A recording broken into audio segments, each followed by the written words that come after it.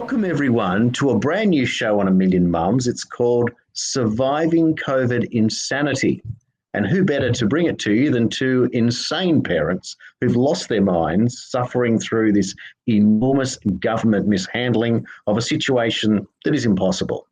So I'd like to introduce you to a very special guest. Her name is Hope Backman. She comes from Nevada in the United States. And like everyone watching, she's a parent. She's a mum of two boys. She works incredibly hard at what she does, and her perspective from the United States, I thought, would be a great way for us in Australia to realise that we are not necessarily isolated down here in Australia, but people are suffering all around the world due to the tyrannical conditions that are going on. So in today's show, we're going to discuss a number of different things about survival, how mums do it. We're going to talk about what's happening in schooling, in particular homeschooling, and what's happening in the school system in the United States. And we can compare that to what's happening here.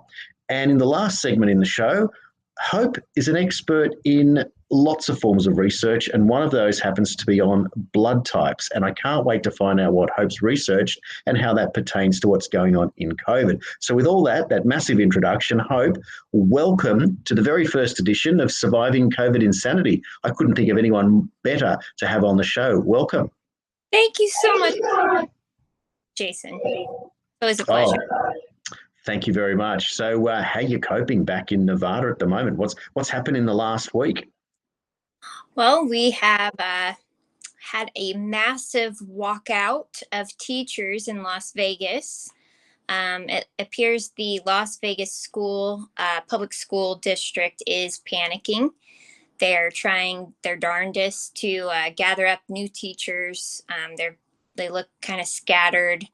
They're begging substitute teachers to come in, but a lot of our teachers did not want to take the jab, and they decided to leave their careers. Wow, that's as brave as you can get, I assume, because most people are saying, I can't give up my job. These are the rules that I have to do to keep up my job. But clearly there's some teachers with a conscience, and they're not doing it. They're not doing it. Walked off, not coming back, and it looks like the school district is panicking. Okay, so what's happening then? What's the next stage? If the teachers drop out, what happens next? Well, all we've really noticed is what we can read from their school district, and they're posting for jobs for teachers. They're asking substitute teachers and anyone else to come help. But a lot of these teachers are absolutely against the jab.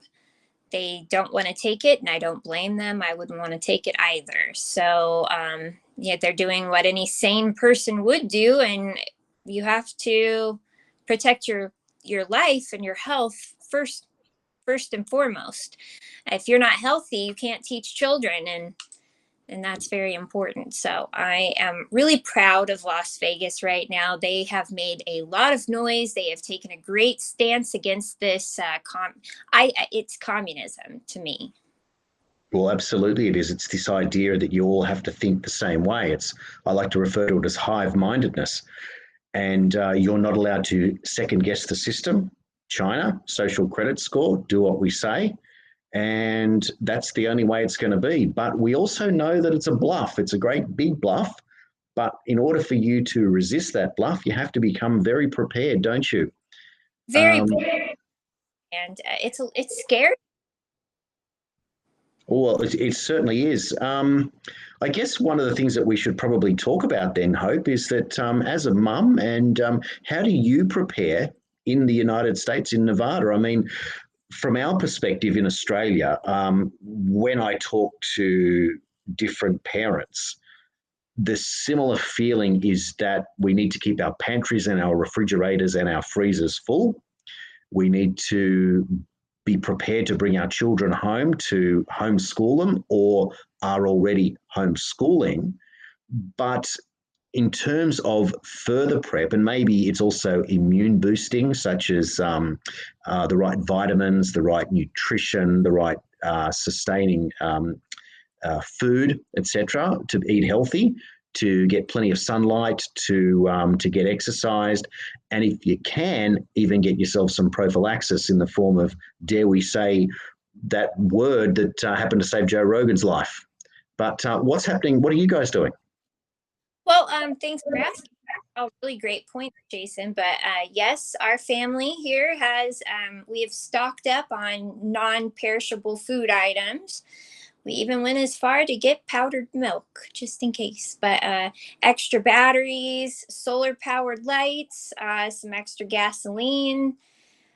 We're taking all the precautions that we can. Unfortunately, I am unable to pull my child out of school because I have a co parent that does not want to do that at this time, and that's fine. Well, actually, it's not fine for me, but it's fine for him, and we're dealing with it. We're working with it. So, at some point, that could change. I don't know, but we're just keeping our faith and we're just praying that something will change in that aspect, because if it was up to me, I would have pulled my child out last year. I don't think any child should have to go through school and not breathe oxygen and not be able. I mean, if I was talking to you like this, I mean, it would have a whole different effect. Are you even like following me or interested in seeing, like, you can't tell what I'm saying unless you can see my mouth moving, really. I mean, it's not effective for these students. So it's to me, it's like, I understand that some parents need childcare and that this public school system works, well with that while they're at work. But some parents don't require childcare, and they would rather just have their child in a place that they know is safe. They know they're actually getting an education, and they know what kind of an education they're getting. Because in our public schools, they have adopted different learning uh, methods and topics that they're learning about, like critical race theory and the likes like that. So it's in social studies. That's where they're injecting that information. So the school curriculum is changing Yes, in a negative way. It's obviously it's directed into this globalism agenda, whereby you now put everyone else before yourself. The children are not being educated properly anyway because they can't even be engaged properly. So they're distanced, they're distracted. So it makes sense that parents would be wanting to take their children out from school and to homeschool them. Is there a trend that's happening where you are? absolutely. I mentioned Vegas because they had the first school board meeting in regards to this, but they mandated the shot, even though there was, I think what I heard was there was over 100 parents in the room that were completely against mandating the shot for the teachers, and they still ruled on it 5-1, passing the mandate that all teachers would have to get the shot. And so those parents that were there were completely outraged. It was like their voices just are not being heard. Mm. And I can empathize with that because we go to the school board meetings here in our county, and we are not being heard. It's They just vote what they want to vote, and they do not take into consideration any of the parents' wishes at this time. So in Las Vegas, there are a lot of teachers quit, and a lot of people are pulling their children out of school by a certain date. That way, that the school district will not be compensated for their child's body sitting there. Well, that's an interesting development, Hope. That's very, very powerful. Are you familiar with what that date is? In Australia, we might call that a census date. Does it have a name similar to that? I don't know the particular name, but the date is September 9th. Okay, so it's very, very soon. And is there any sort of reportable amount of students that are being pulled out of school, or is it just known that it's a significant number? How do you know who's actually doing this? I only know that there's a significant number of teachers that have left the school district in Las Vegas because they are currently um, posting multiple job opportunities for new teachers to come in and take the place of the teachers who left. And they are also asking substitute teachers to come in. I don't know if how their progress is going on that, but I do know that a lot of teachers left, and it looks like that Vegas school district is starting to panic. Okay, so if students are pulling out and they're losing teachers and they're still panicking, there's a whole lot of problems there in Nevada in the school system. For those of us watching from Australia, can you just remind us when the school year starts in the United States? Yes, it starts early in August and it goes all the way through mid-June. Okay, so the kids have what is it, about a 6 to 8 week holiday period for summer? Is that how it works? Yes, it used to be Okay. a lot. Yeah, no, that makes sense. So, for those watching, of course, that means that the school year's only just started in the United States. For those of us here in Australia, my children in regional New South Wales haven't been to school. The ones that still attend school haven't been to school in weeks. My eldest, we took him out earlier this year and began a full homeschooling process, at least until the end of this year. But I hope what we've discovered is just how well he's going at homeschooling. That is Um, he's really thriving. This is a 14-year-old boy that was pretty much distracted and disinterested most of the time anyway. But bring him home and you set the agenda, you start schooling him.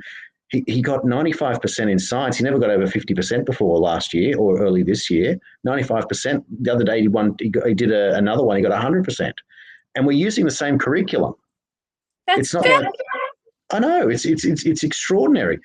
And my eldest did her final 2 years and her HSC, which is the final, like your SAT in the US. And she did that a couple of years back and did exceptionally well in distance learning. So once you escape the school system and become an empowered parent, there is endless, abundant opportunities for your children. And once you learn that you set the curriculum and that it's flexible, you can also go through the process of unschooling your children, and all of a sudden, education takes on a completely different whole scenario. Another quick example of that is that Oliver used to study a food tech, and in the 12 months he was at school, he cooked one dish. He did it quite well. He just cooked some little scrolls, little baking, by baking them. But what he does now for his food tech at home is that every Wednesday night he prepares the family meal. And so it might be one, two, or three dishes in one. He gets to choose what he wants to do. And if he doesn't know how to do it, well, we work with him and we guide him through it. And so that's very exciting too. And so he's learning life skills as he's studying and the appreciation for it. So I can't see how that's not better than his high school education in year 8. That's wonderful.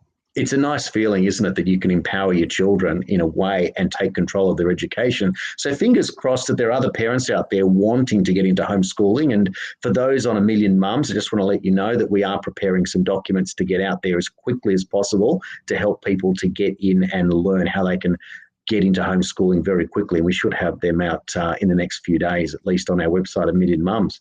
Look, Hope, there's so much I want to talk to you about today, and time's already getting away from us. But what I wanted to know is that what's happening now in the street? Like in Australia, again, mask wearing, QR coding that I'm not sure that happens in the United States, but that's where you're meant to check in anywhere you go. And the government's not allowed to track or trace you, but the state governments in Australia don't care, and they insist on this for contact tracing so that if someone gets COVID in a shop, that they can contact all the people who are in the shop at the same time and the same day and make them go out and get testing.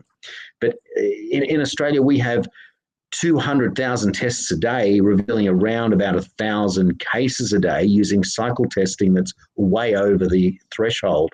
So it seems that our cases are quite still minimal, given that most of those would be false positives. But I don't go to the shops anymore. The only shopping I do is online. It gets delivered to my house. I just refuse to go. I don't want to play any part in this, and I don't want to be demeaned and mocked and ridiculed because I have a mask exemption. I suffer from reasons why I can't wear a mask and have a valid exemption. But imagine going to the shops and being yelled at because I'm deemed to be an irresponsible adult of 4 children that I don't know when I'm healthy and when I'm sick, but some lunatic has to yell at me like I'm committing a crime against humanity despite being well. What's happening over there in Nevada? How do you manage the shopping process? Well, here in Nevada, most of this part of the pandemic, is just allowing you to walk in with no mask. There's very few that ask you to put a mask on, and those that do ask me to put a mask on, I just leave. I'm not spending my money at a store that makes me cover my air holes up. Yes. So and shop at other stores that don't require me to wear a mask, which are most stores. And then there are two really special places here in the city I live. One is a steakhouse, and they don't require any of their staff to wear a mask. Ruby River Steakhouse in Reno, and then the other's Pegs. It's a breakfast place. They do not require any of their staff or their people that are dining in the restaurant to wear masks either. Those are the only two places I go to eat. And that's how I've noticed a lot of people are wearing the masks outside now and walking around in the fresh air with masks on, and there's no one around. Isn't it crazy? I see people driving in a car on their own with their windows up, wearing a mask. I saw that the other day. I saw a father with three children in the back, and they all had their masks on with the windows rolled up. It's crazy. I've seen people put masks over the air vents inside their cars. Oh my, I haven't seen that one yet. So what's the purpose of the filter on the air conditioning unit anyway? And are these people familiar that once a virus leaves a host's body, it's dead within seconds? So I don't know how it's going to get through the engine bay, through the vents and into your mouth and make you sick. But this is the point now that all bets are off. Science was suspended 18 months ago, and we're living in this world whereby all you need to do is just pick a side, and they are the rules that apply if you choose to go with the official narrative. Say whatever you like. Anything you say is wrong, and that's where it goes. Go on. It's really scary. It's quite frightening, the hysteria and the hypochondriaism that's happening all around. Yes. If this was 3 years ago and I insisted that my child wore a mask every day to school, I would have lost my child due to them thinking I was completely incompetent to be a parent. Hope, that is an absolutely perfect statement. 3 years ago, if you had sent your child to school with a mask on, they would have thought you're an incompetent parent. You're exactly right. Yeah. And it would have been deemed abuse. But today, you walk around with a mask on in the sun and somehow you're deemed to be a superior human being because you're taking every possible precaution, despite the fact that there's nothing to take precaution about. You're a healthy person. Absolutely. I actually read where the chances of a child falling and getting a brain injury by falling at school was higher than your chances of contracting COVID-19. So why don't we send the kids to school in masks and bicycle helmets every day? Well, this is it. And look, don't give them much longer. I'm pretty sure that's coming. What else can we possibly do? Maybe we need to put them in sumo suits in case they bump into each other, and that might protect them as well. They could just have those inflatable bubbles that you get inside and roll around in. Yeah, why not? I'm sure that day's coming. I do wonder about the human species. I feel like that we've absolutely split, almost like a fork in the road, that one path of us are heading down to the left and the other path are heading to the right. And I don't think we're going to intersect again. I just think we're too far gone now. As a species, we just see things completely differently. I completely agree with that. It's crazy, isn't it? I don't know how I can.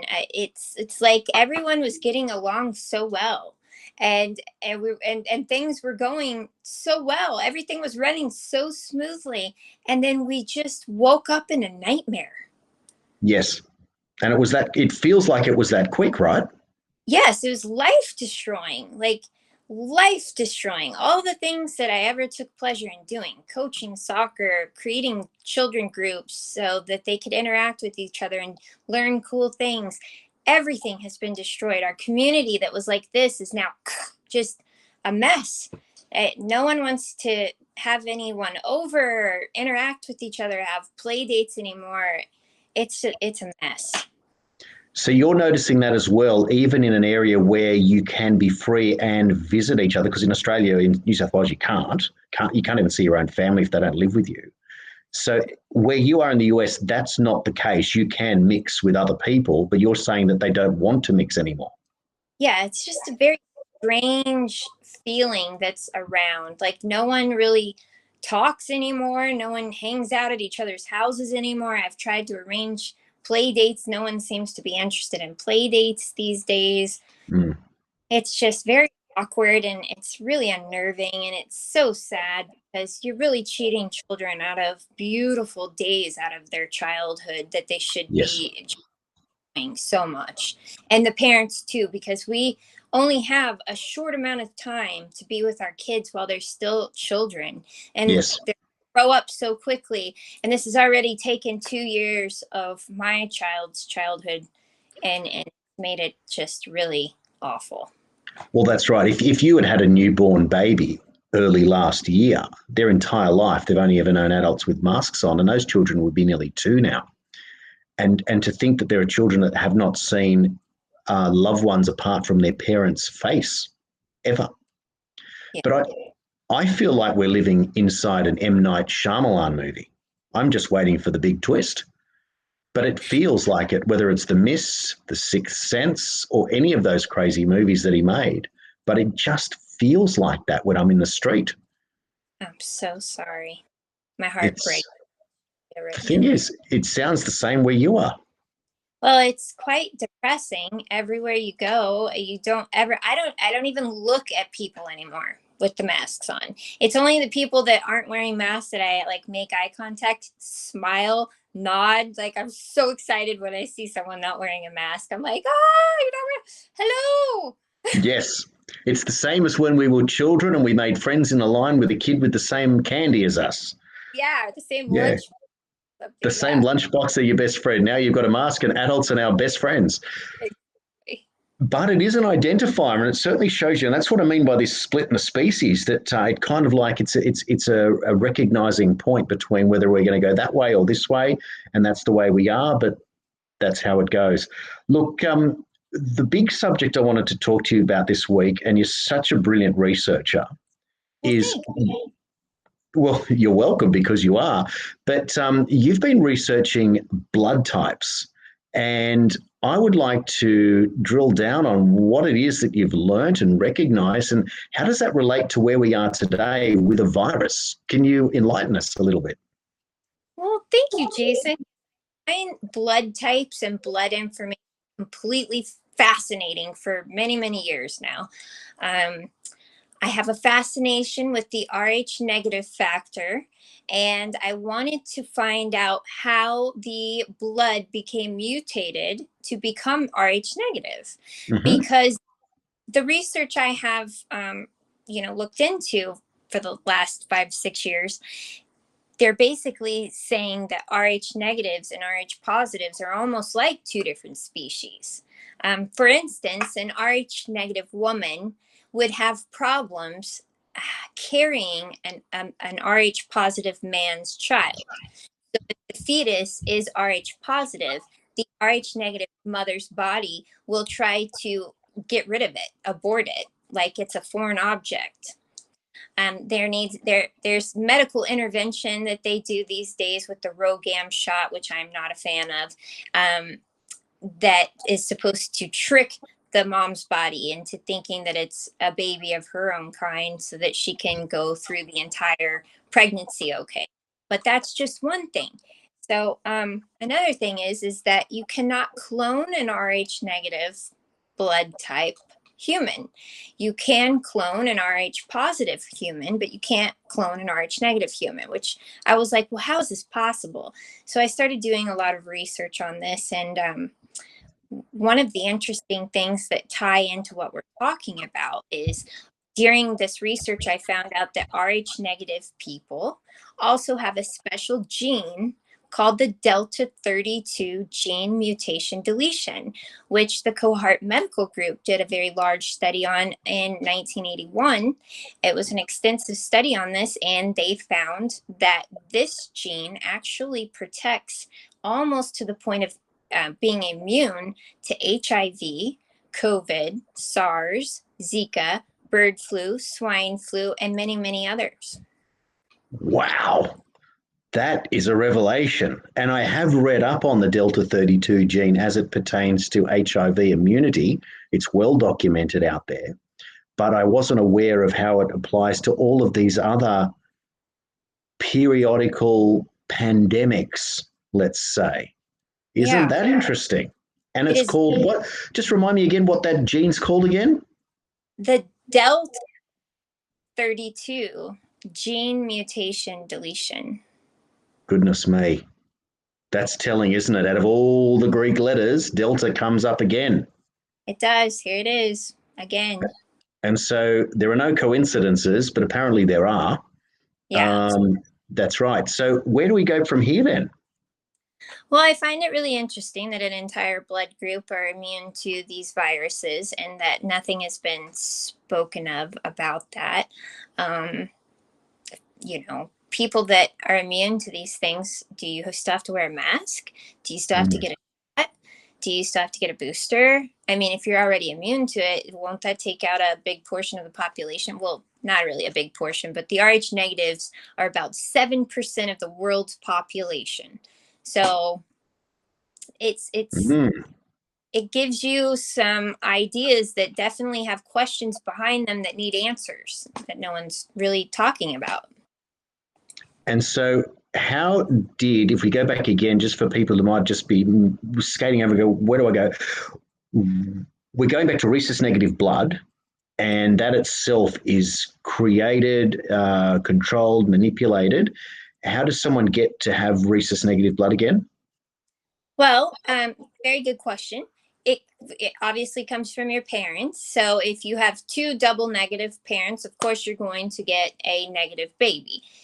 Depending on the other blood types, if one's negative and one's positive, it also depends on if the parent is a recessive carrier of the Rh negative gene or not, that the child will get the Rh negative blood as well. So it really depends on the blood types of the parents and what they pass down to their children. But I knew a gentleman that had two A positive parents, and him and his sister were born O negative. So both of his parents were recessive Rh negative, and he still came out negative. So regardless of two positive parents, he comes out negative in terms of blood type, which is an extraordinary number. So this is not normal, right? This is not something that... No, that would be a very, very low percentage of people that happens to. But the whole Rh negative blood type in itself is a pretty low percentage of the humans on this earth, 7%. Except for in Basque Country, where 60% of their population is O negative, O rhesus negative blood type in Basque Country. I would love to visit there. Wow, isn't that interesting? And how do we know that? How did that come about? Is there any studies to explain how that number is so high?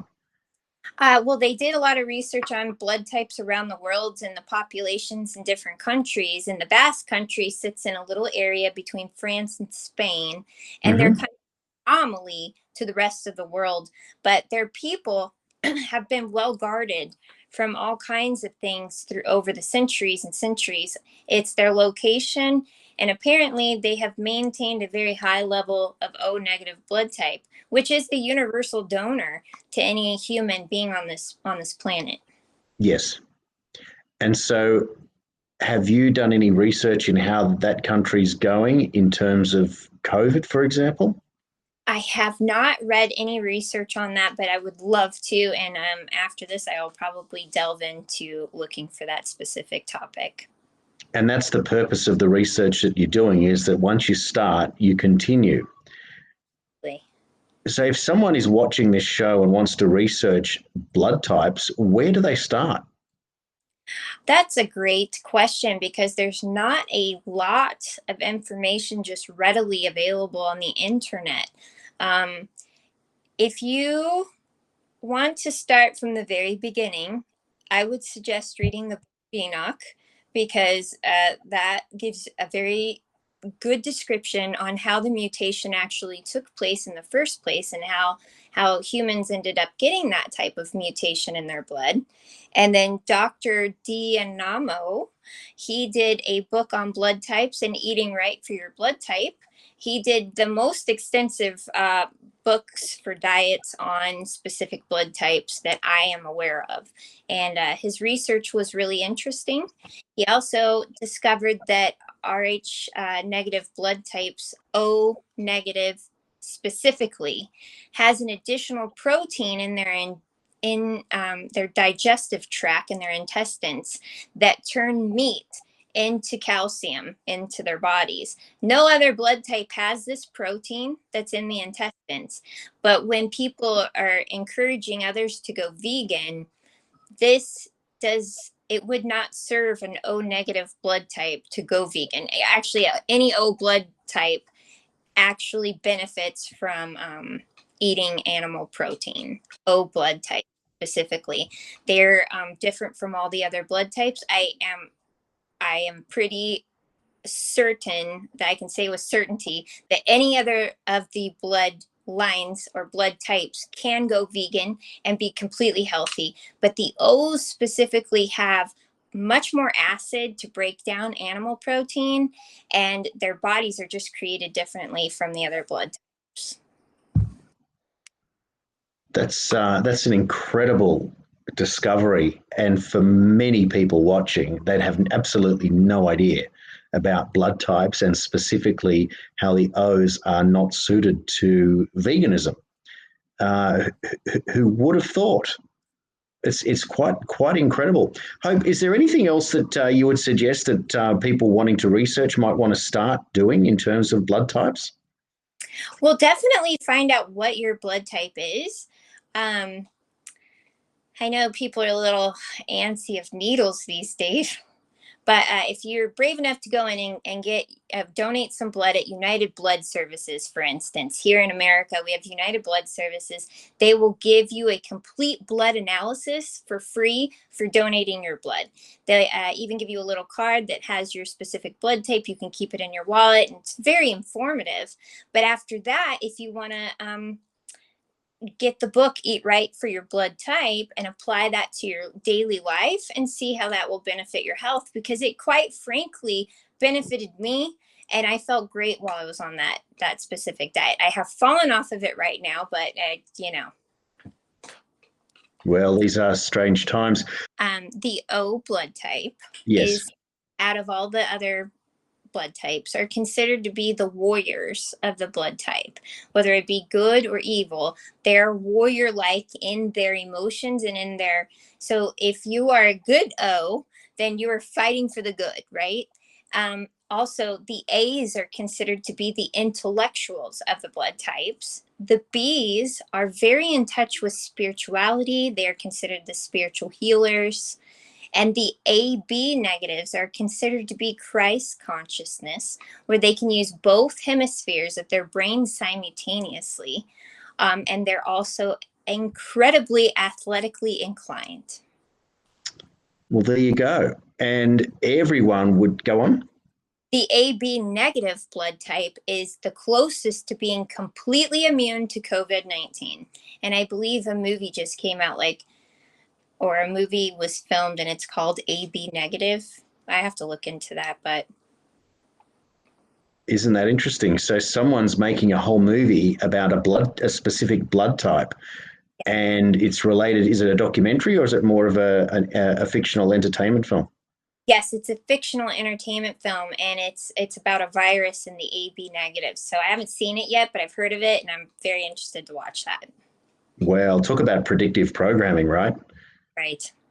So there it is. So we're learning blood types are becoming a little bit more mainstream as we go.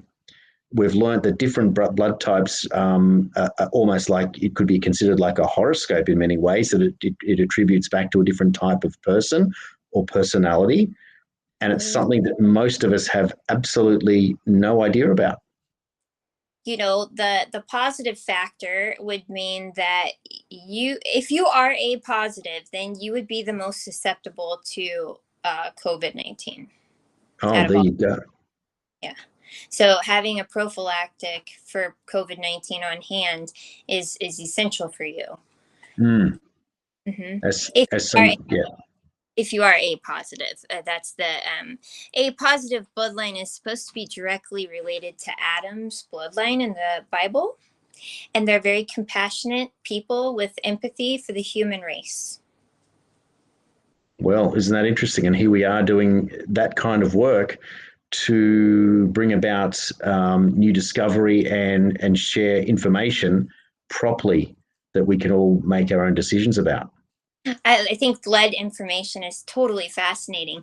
One more thing I'd like to add: the moment you die, the moment that you pass away, your blood is void, completely void. The second that you die, your blood becomes void. It's no longer, you can't use it.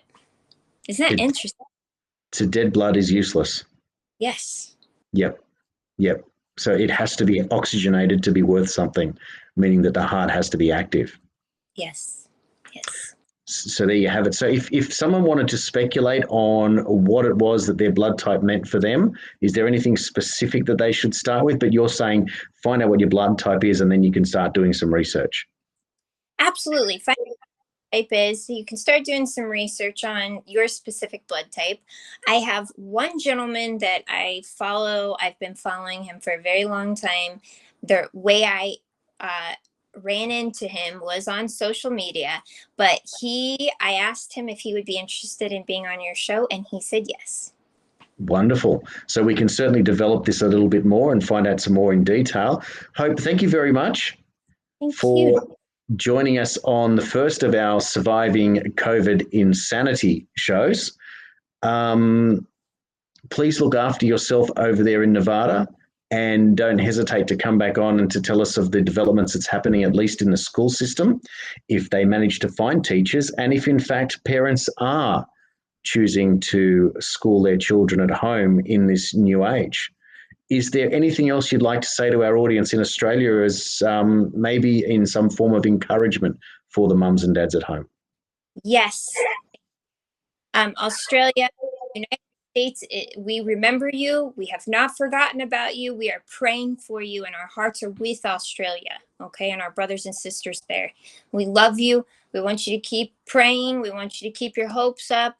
Stay in contact with us. We have you in our thoughts and our minds and our hearts and our prayers all the time. It just lets you know that we are praying very hard for Australia. Here in America, we are also very proud of the truckers in Australia. You guys are brave. You guys are doing it. You are fighting this fight for humanity, and we couldn't be more proud of the Australian truckies. It's starting to catch here in America. Some truckers have gone on strike. We are very proud of those truckers. It's slowly catching on here in America, but I think, we're not feeling the heat as hot as Australia is at this time, but we can definitely follow in the brilliance that Australia has paved the way for us to follow in, so that we can maintain our freedom here in America too. And we're very, very grateful for the Australian truckies that have taken this stance, and we are forever grateful for them. Oh, look, that's wonderful. Look, our truck drivers have certainly tried to lead the way. And interestingly, it was self-interest. The truck drivers, when you think of it, Hope, sitting on their seats in their trucks for 12 hours and getting DVT, deep vein thrombosis, the last thing they need to do is be isolated all day in their cars, having to take a medication that's going to cause blood clots. It's just counterintuitive and counterproductive. So one needs to stand up for themselves before anyone else. And the only way you do that is you work in unison with others. And that is what we're seeing, is that the unions of working together in forms of the trucks are making a big difference. Clearly, the teachers are doing the same thing in the United States, as they are starting to do here in Australia. We've got nurses starting to buck the system. And of course, we've got mums leading the charge as parents, and dads. Hopefully you're going to catch on to where the mums are doing some great work. But look, everyone watching today's show, thank you very much for the first edition of Surviving COVID Insanity. Please join us again for the next one, where we're going to talk to more parents, particularly mums, about how they're coping on different parts or in different parts of the world. And hopefully it will make your life that little bit easier. Hope, thank you very much. Thank you for having me. Pleasure.